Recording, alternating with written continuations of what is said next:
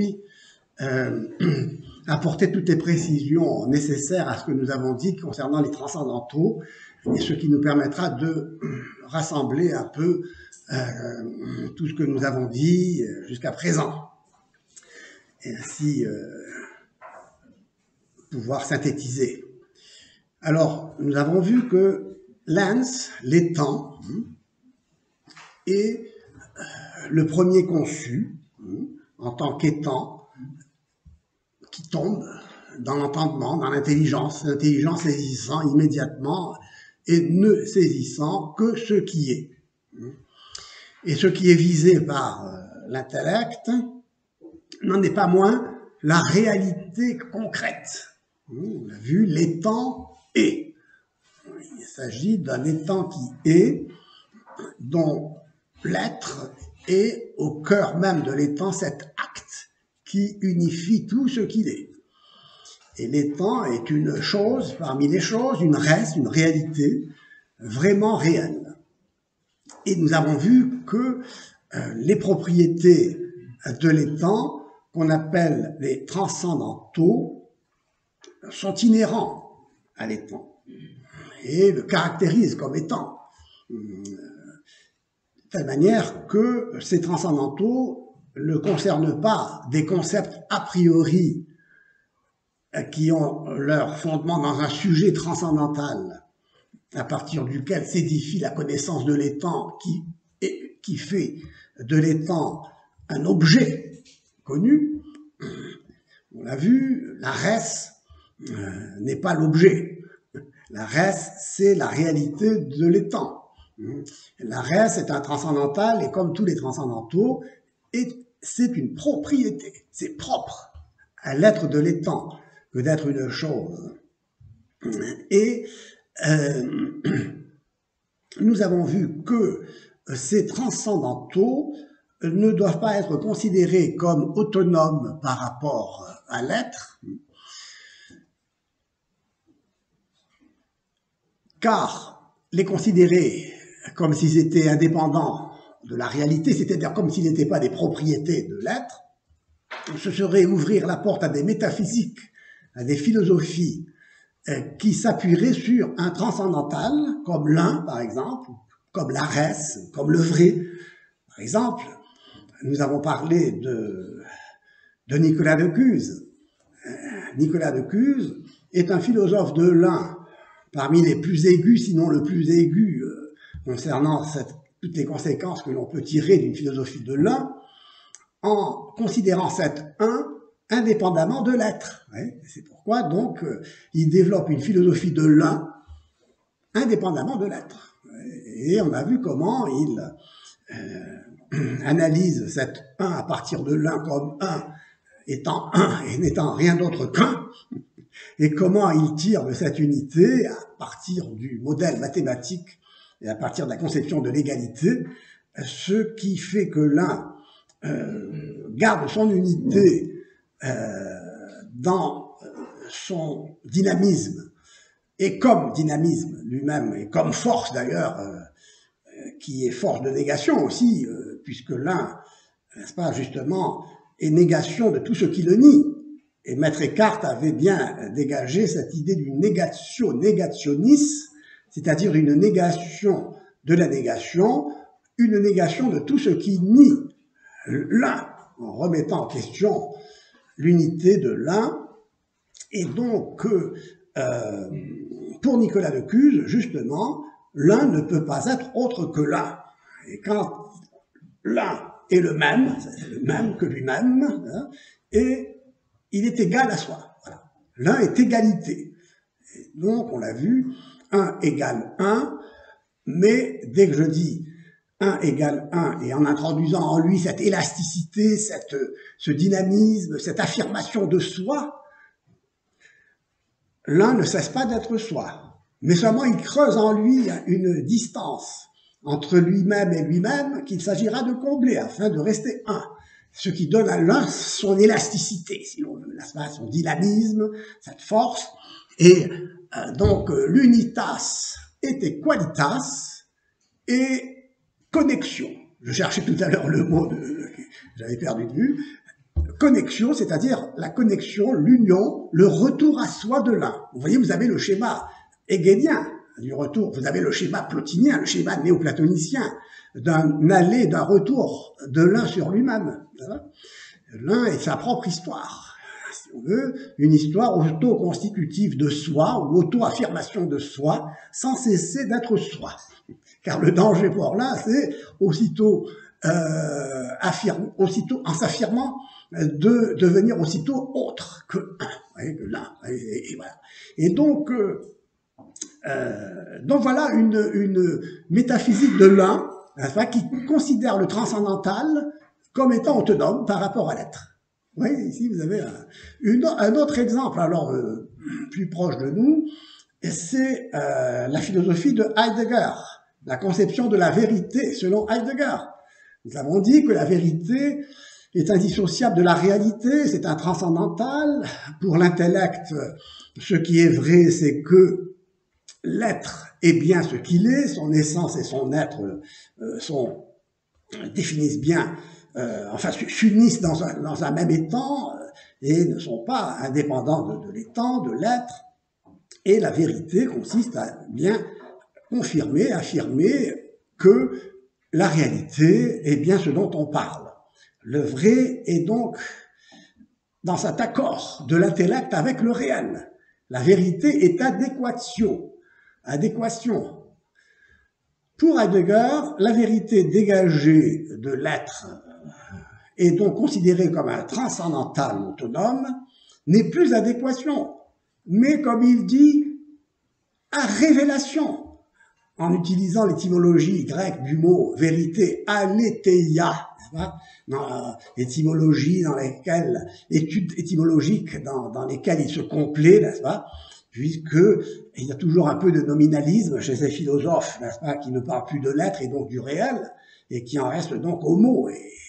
Et penser, c'est donc traduire, comme je vous le disais, et la poésie, pour lui, le poiein, c'est produire des mots, produire des concepts, même, comme dit Gilles Deleuze, notre philosophe contemporain, pour qui la philosophie ne consiste pas à étudier l'être en tant qu'être, il n'y a pas de métaphysique en ce sens, mais la philosophie consiste à produire des concepts, produire un langage finalement, produire des signes, comme on l'a vu dans le prolongement du nominalisme.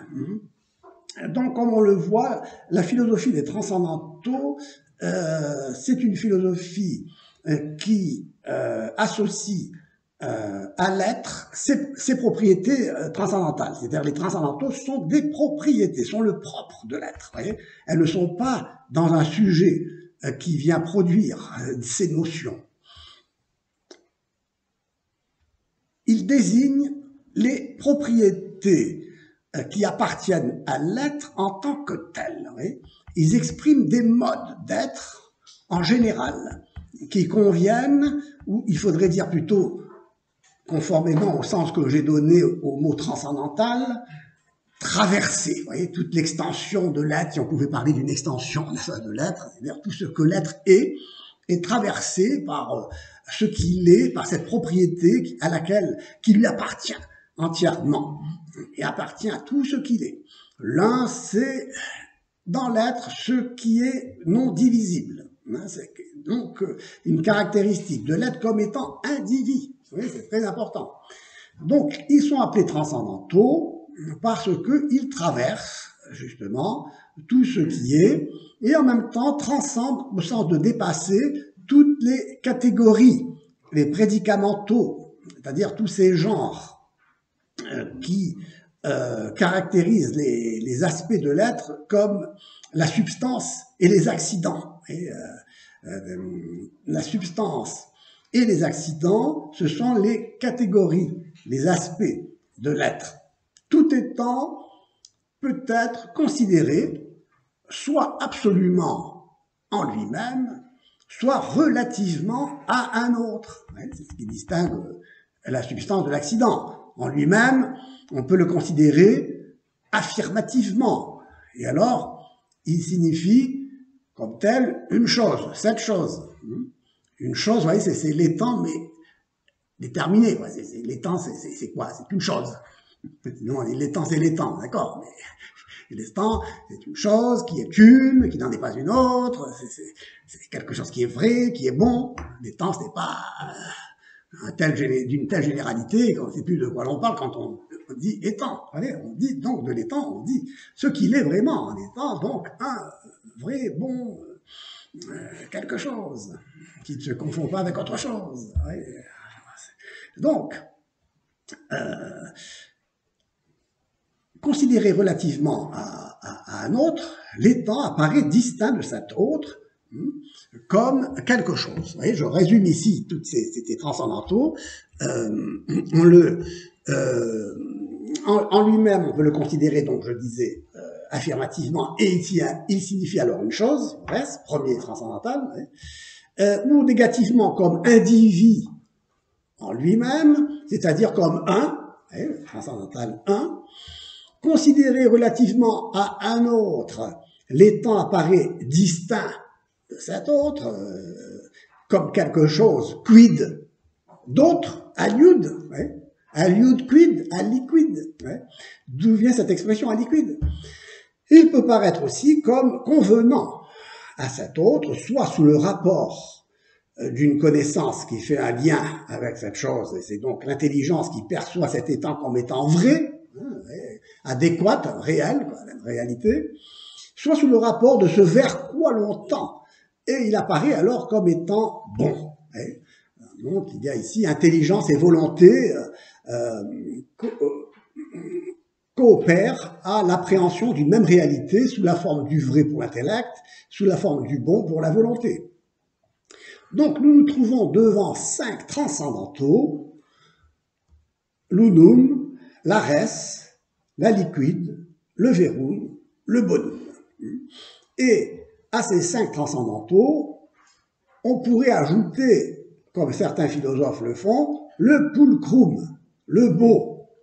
Bon, alors là, il y a des discussions. Il y en a qui disent que c'est pas un transcendantal, d'autres qui disent que c'est un transcendantal. Ce qui compte, c'est que le beau soit beau. Et donc, en effet, ce qui est beau du fait d'être, de même que ce qui est bon du fait d'être comme désirable. Ouais. Mais le beau suppose une harmonie, voyez, un équilibre entre ce que l'intelligence saisit comme vrai et ce que la volonté saisit comme beau, voyez, comme bon, pardon. Voyez. Et alors ce qui est beau, c'est ce qui serait à la fois vrai et bon. Voyez. Et donc on ne peut pas dire que le beau serait un transcendantal différent, mais ce serait comme une sorte de résultat transcendantal de la somme de transcendantaux qui s'harmonisent entre eux, et où le vrai et le bon ensemble, c'est ce qu'il y a de plus beau, c'est vrai, quoi. Est-ce qu'on peut séparer le vrai du bon? Voilà. Et donc c'est cette association, cet équilibre, cette harmonie qui est le fondement du beau. Bon. Donc, je ne vais pas rentrer évidemment dans le détail de cette discussion de savoir si le beau est un transcendantal ou bon, ou non, pardon. Mais je retiens cette idée, n'est-ce pas, de l'éventuelle définition du beau comme cette harmonie qui se dégage de la concorde, de l'accord, de l'intelligence et de la volonté, du vrai et du bon. Ce qu'il faut retenir, c'est que les transcendantaux sont des notions et non des réalités, en ce sens qu'on les distingue évidemment dans l'être. Elles sont réelles dans l'être, mais on les distingue comme des notions, pour bien parler, n'est-ce pas, de quelque chose qui est un, et qui est indissociablement, qui est, et l'un, la vérité, le bien, etc., ne sont pas des réalités distinctes de l'être. On l'a vu, on l'a bien vu. Ce sont des aspects, des propriétés de l'être.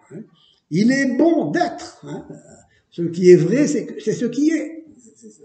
D'ailleurs, Aristote disait que l'erreur consiste à dire que ce qui n'est pas est et que ce qui est n'est pas.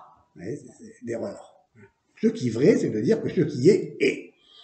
Et même on peut dire que la vérité consiste à dire que ce qui n'est pas n'est pas. Et donc on le voit, le vrai est associé à l'être. En tant que réalité, les transcendantaux donc s'identifient à l'être, à l'étant, et nous avons vu qu'un étant, c'est de l'être. L'un, la vérité, le bien, etc., ne sont pas des réalités distinctes de l'être, mais des aspects, des propriétés. Et ils s'attribuent à tout ce qui est. Mais ils ne s'attribuent pas comme des accidents à des substances. Les accidents ne sont pas en soi, mais ils sont dans la substance. Ils ne s'identifient pas à la substance. Un accident se définit comme ce qui est un in-esse, ce qui est dans l'être, ce qui est dans la substance. Une rose est blanche, la blancheur n'existe pas en soi, elle n'existe que dans la rose. Donc l'accident n'a pas de réalité autonome propre. Sa réalité est d'être dans la substance. Ainsi, Socrate peut être musicien, par exemple, ou ne pas l'être, mais il ne peut cesser d'être Socrate. Il est un, il est vraiment lui, Socrate. Il est bon en tant que Socrate, même s'il peut se comporter mal, même mal se comporter. C'est pourquoi il ne peut pas y avoir de manichéisme ou de dualisme, d'opposition entre le bien et le mal, en ce sens que le fait d'être, c'est déjà être bon. Il est bon d'être. Et donc, il n'y a pas quelqu'un qui est absolument mauvais. Il est mauvais, mais il reste encore bon du simple fait qu'il est, et son être est bon en tant qu'être. Donc, il faut toujours aller chercher chez le pire des hommes ce qu'il y a de bon en lui. Il est. Il existe, c'est une créature du bon Dieu, dans le fond. Dieu ne peut pas créer des choses mauvaises. Il ne peut pas créer des choses mauvaises. Le monde est bon. Le monde est bon. Et c'est bien le problème de ces philosophies de l'un néoplatonicienne, pour lesquelles philosophies, le monde n'est pas bon, puisqu'il empêche l'un d'être un. Et que l'un, c'est le bien. Pour ces philosophies, l'un, c'est le bien. Et donc, le monde multiple, la création est mauvaise, puisque la création empêche le bien d'être le bien, empêche Dieu d'être Dieu. Vous voyez que là, il y a un vrai problème. C'est vrai qu'il y a le problème donc, du manichéisme et de cette tendance à penser que il y a des hommes mauvais, qu'il y a du mal partout, que le mal triomphe. Et non, le mal ne triomphe pas. D'ailleurs, le mal est voué à l'échec, dans la mesure où le mal n'est le mal que parce qu'il nie le bien. Le mal, c'est la négation du bien. Donc le mal, c'est la preuve du bien. Donc ceux qui se servent du mal pour prouver la non-existence de Dieu sont tout à fait dans l'erreur, parce qu'ils pensent que finalement, n'est-ce pas, Dieu n'est pas pour eux parce que Dieu c'est l'un. Et donc, et le monde est mauvais, et donc Dieu n'existe pas. Primo, parce que c'est l'un qui n'est pas, et deuxièmement, parce que tout ce qui est mauvais, et donc que Dieu ne peut pas être l'auteur de ce qui est mauvais, donc Dieu n'existe pas. C'est un raisonnement que l'on pourrait, disons, démonter avec plus de profondeur, mais où l'on voit un peu la faiblesse, dont on voit la faiblesse. Donc les accidents sont inhérents à la substance, à l'étant. Ils sont extérieurs et puis s'ajoutent à l'étant qui peut être sans eux. Comme je l'ai dit, donc une rose peut être blanche ou rouge, il ne s'agit pas d'être une rose. Socrate peut être musicien ou pas, il ne s'agit pas d'être Socrate. Tandis que les transcendantaux s'identifient. Donc, Socrate est bon en tant qu'être. Il est un, il est une unité. C'est Socrate, c'est pas un autre. Donc le transcendantal, n'est pas un accident. C'est pas un accident. Le transcendantal, c'est l'être dans l'être. Quand nous disons que tel étant est un vrai bon, etc., nous ne lui ajoutons donc rien. Nous exprimons un aspect. qui revient à tout ce qui est en tant qu'il est. L'être est un, bon, vrai, réel, ivresse, et tous ces transcendantaux s'équivalent dans l'être, ce que signifie l'expression, bon, voilà, ens et unum, bonum et verum, etc., convertuntur. Cette équivalence se manifeste dans la prédication, dans le jugement. On dit, cet étang est un, les étangs sont bons en tant qu'étang, tout étang, mais on ne peut pas dire que, oui, on peut dire tout étang est bon, est un, mais on ne peut pas dire tout étang est animal, tout étang est plante, non. Il y a là donc une distinction. Nous pouvons interchanger l'ordre du prédicat et du sujet quand il s'agit des transcendantaux. On peut dire l'un, pourquoi? C'est le sens de l'expression convertibilité. Ens et unum convertuntur, ens et bonum convertuntur, bonum et ens convertuntur. C'est la même chose. On peut dire tout animal est un étang quand il s'agit de prédicat non transcendantal, mais on ne peut pas dire tout étang est un animal. Bon. En revanche, on peut dire ce qui est bon et ce qui est bon est. Autrement dit, pas de bonté sans être, pas d'unité sans être, pas de réalité sans être. L'absence de permutabilité entre les transcendantaux eh bien, engendrerait justement ces métaphysiques dont nous avons parlé, de l'un, comme le néoplatonisme, de l'Arès, comme Jesús Arès, du verum, comme Aletheia chez Heidegger, du vrai comme, comme ce qui se montre de soi-même, et non indépendamment de la réalité. Donc, les transcendantaux s'identifient à l'être. Toutefois, pour notre connaissance, ce sont des notions qui ne sont pas des synonymes de l'être, puisqu'on parle, on a les mots, l'être, l'un, le beau, ce sont des mots, des notions différentes, mais qui sont identiques dans la réalité, en tant que réalité. Ils ne sont distincts qu'en tant que notions, lesquelles manifestent des aspects, ces aspects de l'être, qui ne sont pas explicites, et qu'il s'agit donc sur lesquels il s'agit de méditer. Là, voilà, c'est la métaphysique, la méditation métaphysique, c'est de découvrir l'unité de l'être, le fait qu'il est bon, qu'il est vrai, etc. Voilà, ce qui est donc est tant qu'il est, nous l'appelons étant. L'étant vis-à-vis de nous est connaissable et aimable. Et c'est pourquoi nous l'appelons vrai et bon, vis-à-vis de nous, vis-à-vis de l'intelligence, vis-à-vis de la volonté. Par rapport à lui-même, nous le saisissons comme un, en raison de sa cohésion interne, c'est-à-dire son indivision, et comme quelque chose d'autre par rapport à un autre. C'est-à-dire,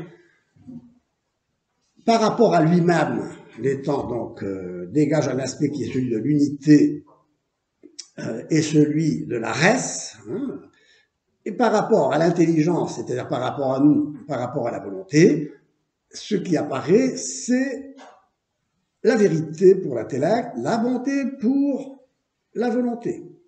Tous les étangs se caractérisent par ceci qu'ils sont composés. Un seul ne l'est pas, c'est l'être divin, l'étant divin, en raison de sa simplicité parfaite en Dieu, donc l'essence et son être. Alors que dans les temps finis, l'essence et l'être se distinguent, eh bien en Dieu, l'être et l'essence ne se distinguent pas puisque son essence est l'être même. Il est l'être. Et c'est pourquoi Dieu n'est pas pauvreté comme l'un désertique des néoplatoniciens ou des mystiques comme Eckhart, ou même comme des soufis. Les soufis aussi, le soufisme musulman, c'est une mystique du Dieu un, dans lequel on fusionne dans la confusion. Donc, il y a un certain nihilisme mystique, une certaine mystique nihiliste. Il n'a rien à voir avec la mystique contemplative du face-à-face. Dans un face-à-face avec Dieu, qui est une contemplation d'union, où l'union n'est pas confusion. L'union est un face-à-face. C'est très important de bien distinguer cette mystique contemplative qui est un face-à-face dans la béatitude, la vision béatifique, que donc une fusion dans l'un désertique où rien ne peut s'ajouter à lui. Vous comprenez? C'est pas possible. Voilà, il faut. Et voilà, donc il y a une mystique nihiliste en ce sens dangereuse, puisqu'elle justifie cet anéantissement en Dieu. C'est terrible, en Dieu comme un. Donc il faut réfléchir là-dessus pour en voir les conséquences pratiques, morales, spirituelles, religieuses, philosophiques. Tous les états sont composés sauf Dieu. Mais Dieu n'est pas pauvreté, n'est pas l'un désertique des philosophes de l'un. Il est richesse infinie, perfection absolue de l'être, de laisser percer subsistance, en qui l'intellect, la volonté, l'agir sont identiques. Mais nous pouvons dire que Dieu est tout-puissant, infini, intelligent. Donc nous pouvons distinguer en lui des aspects divers, mais sans diviser l'être, dont la richesse consiste à être aussi tout ce qu'il est dans l'indivision, puisqu'on a dit que l'unité, c'est l'unité de l'être, et qui caractérise l'être comme étant indivis. Et si Dieu est simple, il est simple en tant qu'être, dans la perfection d'un acte d'être qui est la plénitude de l'être sans être en puissance de quoi que ce soit, pour utiliser la distinction aristotélicienne entre être en puissance et être en acte. Dieu est un acte pur. Oui. Mais alors que pour Aristote, c'est encore un acte pur d'intelliger. C'est le noésis, noéséos, c'est l'intellect qui s'intellige pour Aristote. Aristote n'est pas arrivé encore au niveau d'un actus essendi, où l'acte pur, ce n'est pas l'acte pur d'intelliger, mais l'acte pur d'être. Et donc, pourquoi l'aristotélisme a dans un certain sens ses limites, c'est quand il se heurte au néoplatonisme, comme chez Plotin par exemple, qui reprochait à Aristote de dire que le principe ultime, c'est l'acte pur de l'intellect qui s'intellige. Parce qu'un intellect qui s'intellige n'est plus un. C'est le philosophe de l'un, Plotin.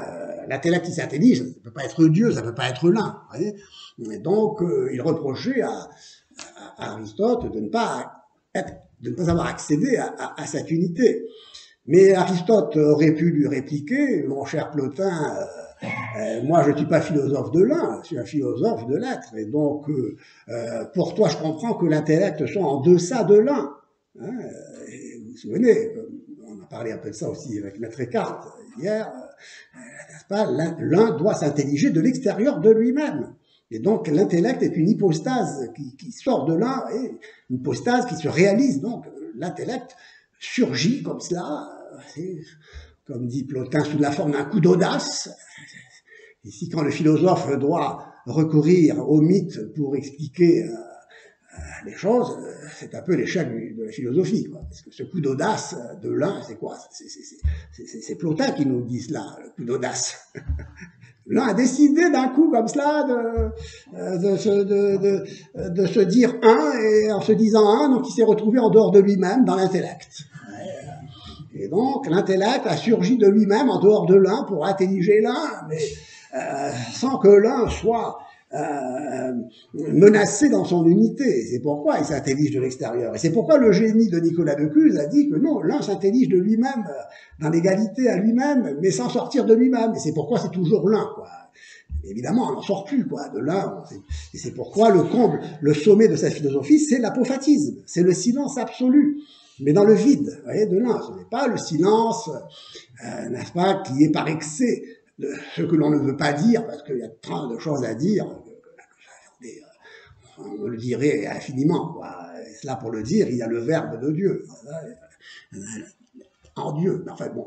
Et donc on le voyait, Aristote dirait cela à Plotin, vous voyez, l'intellect, n'est-ce pas, est en deçà de l'un pour toi. Mais pour moi, c'est l'intellect qui est premier, et c'est ce que et donc les Avicenne, Maître Eckhart vont développer un aristotélisme néoplatonisant en ce sens.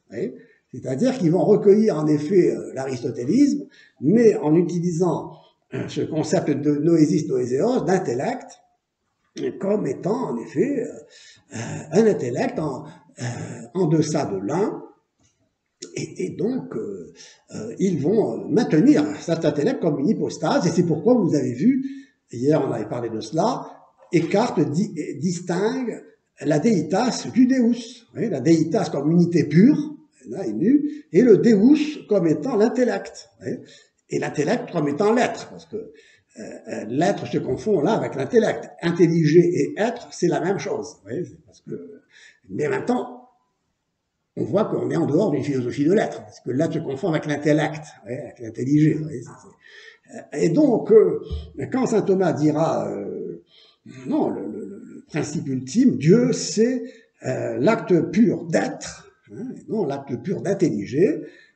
Il y a donc que Dieu est laissé percer subsistant dans une simplicité où il n'y a pas de distinction entre l'essence et l'être, et où il n'y a pas de séparation entre l'être et l'intellect. Et où là, alors là, il y a, n'est-ce pas, non pas une sortie de soi, n'est-ce pas, de Dieu. Dieu ne sort pas de lui-même, n'est-ce pas, en se concevant, en s'intelligeant.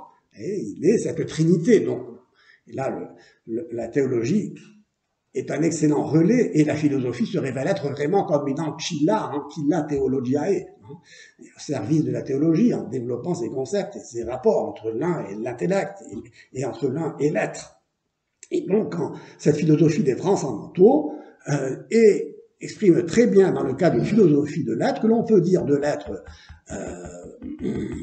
ces aspects, on peut dire l'être, on peut dire quelque chose de l'être, sans menacer l'unité de l'être, parce que la richesse de l'être est telle qu'il peut être un sans cesser d'être, comme l'un, alors que l'un ne peut pas, ça serait d'être un en étant, en commençant d'être, alors que l'un n'est pas, l'être est un. L'être et l'un ne sont pas convertibles en néoplatonisme, alors que l'être et l'un sont convertibles dans le cas d'une philosophie de l'essai. L'être est un, dans sa simplicité, il est richesse infinie.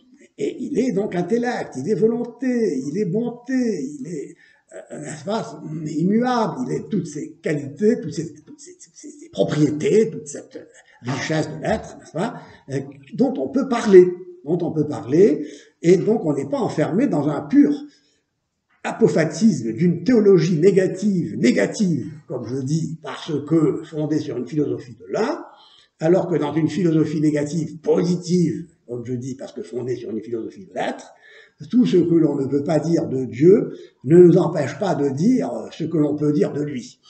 C'est-à-dire en méditant sur ce qu'il est, c'est-à-dire en méditant sur ces aspects que sont les transcendantaux, l'un, la réalité qu'il est, la vérité, la bonté infinie, et donc tout ce que nous savons quand nous méditons sur l'être en tant qu'être. On peut dire donc de Dieu qu'il est tout-puissant, infini, intelligent, et nous pouvons donc distinguer en lui des aspects divers, sans que cela entraîne en lui cette division et cet appauvrissement qui est inévitable quand on dit que, si on disait que Dieu est l'un pur et nu, de la philosophie de l'un, qui empêche de dire de l'un quoi que ce soit, puisque l'un ne peut recevoir aucun attribut, aucun nom.